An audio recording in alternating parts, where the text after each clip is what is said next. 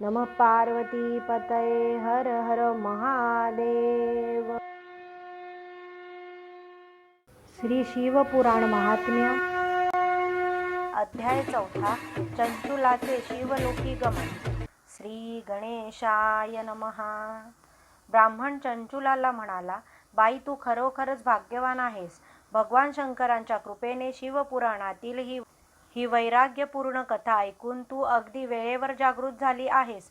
तुला आपल्या कृतकर्माचा पश्चाताप होत आहे। ही तुझ्या कल्याणाच्या आणि उद्धाराच्या दृष्टीने खूप चांगली गोष्ट आहे। तू घाबरू नकोस, चिंताही करू नकोस। तू शिवजींना शरण जा, त्यांच्या कृपेने तुझी सर्व पापे नष्ट होतील। मी तुला भगवान शंकरांच्या महात्म्यपर एक कथा सांगतो, त्या योगे तुला निश्चित मार्गदर्शन प्राप्त होईल। तुला उत्तम सुखदायक श्रेष्ठ गती मिळेल। मी आधी सांगितलेली कथा ऐकून तुझी बुद्धी पश्चातापाने शुद्ध झाली आहे। तुझ्या मनात विवेक आणि वैराग्य उत्पन्न झाले आहे। पापी जनांसाठी पश्चाताप हेच सर्वात मोठे प्रायश्चित्त आहे। पश्चाताप हाच आपल्याला दुष्कृत्यांकडे डोळसपणे पाहायला लावतो। पश्चातापामुळेच मन पापाचरणापासून परावृत्त होते। साधुजन म्हणतात, पश्चाताप हेच आत्मशुद्धीचे प्रथम साधन आहे।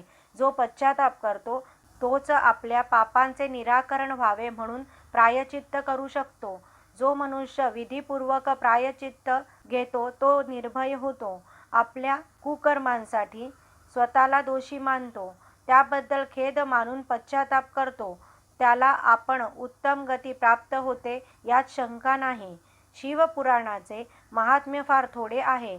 याच्या श्रवणाने चित्तशुद्धी होते, मन निर्मळ होते। शुद्ध चित्तांमध्येच शिवपार्वती वास करतात। अशा विशुद्धात्मा शिवपदाचा अधिकारी होतो। शिवपुराणातील कथा सर्व मानवांसाठी उत्तम उपदेशक आणि कल्याणप्रद आहेत। त्यांचे लक्षपूर्वक श्रवण करावे। या कथा भवरोगाचा नाश करून संसाररूपी बंधने तोडून टाकतात।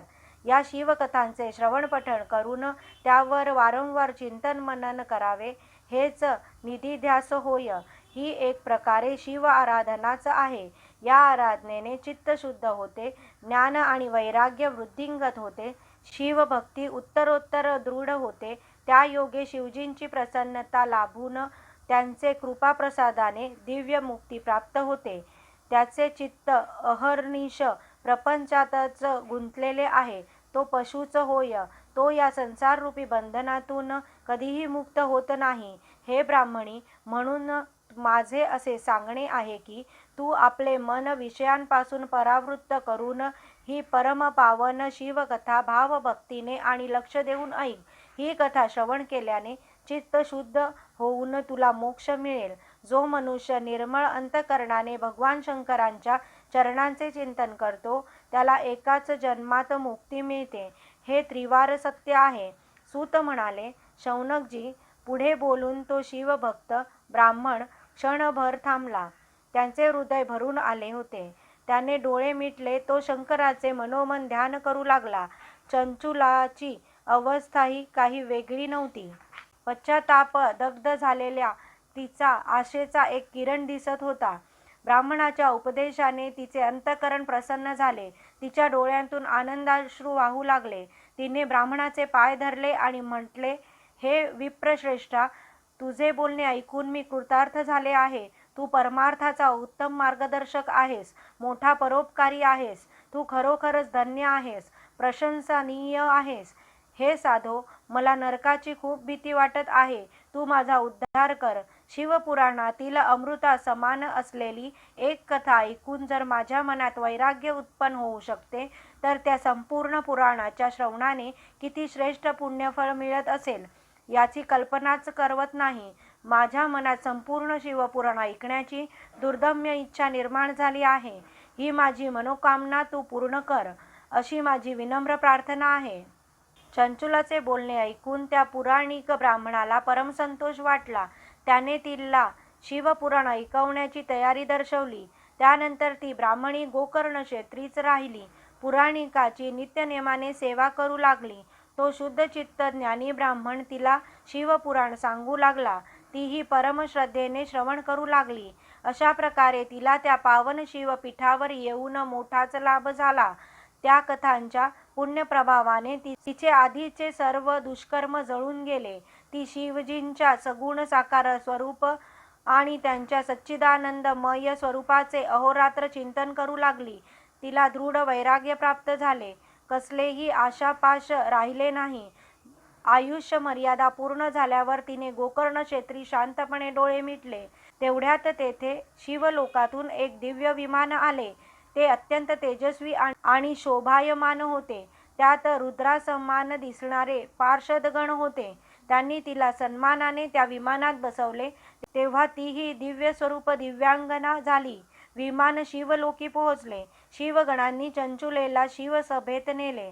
तेथील वैभवशाली उच्च सनावर भगवान शंकर विराजमान झाले होते. त्या सनातन स्वयंभू ईश्वराला 5 मुखे आणि प्रत्येकी 3 याप्रमाणे 15 नेत्रे होती. त्यांच्या प्रत्येक मस्तकावर अर्धचंद्राकृती दिव्य मुकुट शोभून दिसत होता. कंठ नीलवर्ण होता. अंग कांती कर्पुरा समान गौरवर्ण आणि अत्यंत तेजस्वी होती.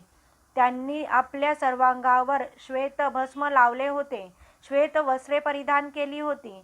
त्यांच्या वाम अंकांवर भगवती गौरी बसली होती. ती विद्युल्लते समान अत्यंत तेजस्वी दिसत होती. तिचे लावण्य अद्भुत होते. सर्व देवता त्यांची सेवा करण्यासाठी तेथे तत्परतेने उभ्या होत्या. गणेश, भृंगी, नंदी, वीरभद्र आदी सर्व शिवगण आपल्या स्वामींच्या आज्ञेची वाट पाहत भक्तिभावाने हात जोडून उपस्थित होते. आपल्या आराध्य देवतांचे अर्थात भगवान शंकरांचे ते परम उज्ज्वल दिव्य स्वरूप पाहून चंचुला खूपच प्रसन्न झाली. तिने त्यांना वारंवार प्रणिपात केला आणि हात जोडून विनम्र भावाने उभी राहिली. तिचा कंठ उद्वदित झाला होता. डोळ्यातून आनंदाश्रू वाहत होते. ती अवस्था पाहून शिव पार्वतीचे अंतःकरण भरून आले. त्यांनी तिच्याकडे कृपादृष्टीने पाहिले. तिला प्रेमाने जवळ बोलावले. त्यानंतर चंचुला पार्वतीची सखी होऊन परममंगल शिवलोकी अक्षय सुखाचा लाभ घेत कालक्रमणा करू लागली. अशा प्रकारे शिवमहापुराणातील अध्याय 4 समाप्त.